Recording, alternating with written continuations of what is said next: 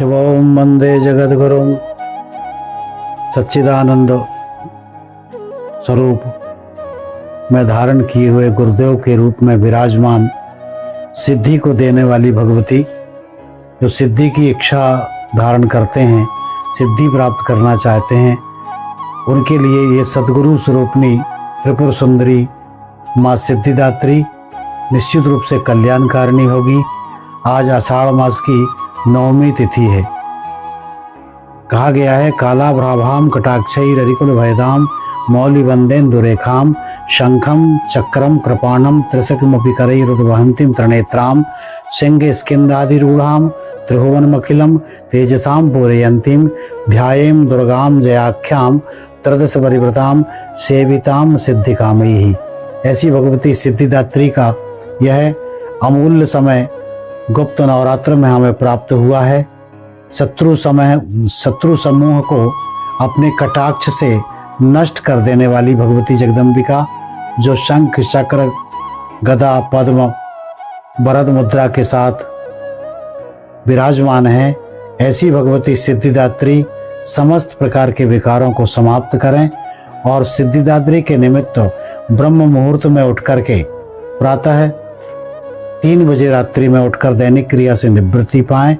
और ये भी कहा गया है कि 3 बजने में 10 मिनट हो, ऐसे 2:50 से 3:20 तक भगवती सिद्धिदात्री का आगमन प्रत्येक के यहाँ पर होता है।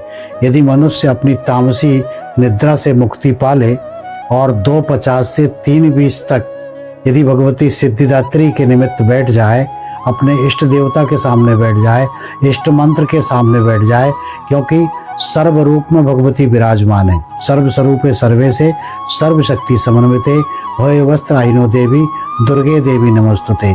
वही जगदम्बिका उस 2:50 से 3:20 के बीच में एक ऐसा चमत्कार आपको कुछ दिन करना पड़ेगा। लगातार यदि करते रहेंगे तो करत करत अभ्यास के जड़मति होत सुजान, ऐसा कहा गया है।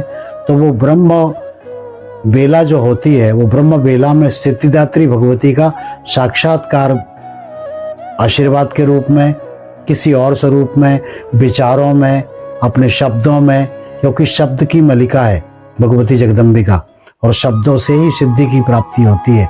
ऐसी भगवती जगदम्बिका का 9वां सिद्धिदात्री चा नवदुर्गा प्रकीर्तिता। यही नवदुर्गा के नाम से सिद्धिदात्री एकात्मकता में अनेकात्मक रूप धारण करके हमें सिद्धि प्राप्त करवाती हैं। ऐसी भगवती की जो भी साधन मार्गी है, जो भी अपने जीवन के इस जीवन को मोक्ष की तरफ ले जाना चाहता है, संसार से मुक्ति पाना चाहता है, निश्चित रूप से वह साधन काल में बैठ करके भगवती का चिंतन, भगवती की आराधना करें। मनोकामना भगवती पूरी करेंगी। जाकी रही भावना जैसी प्रभु मूर्त देखी तिन तैसी।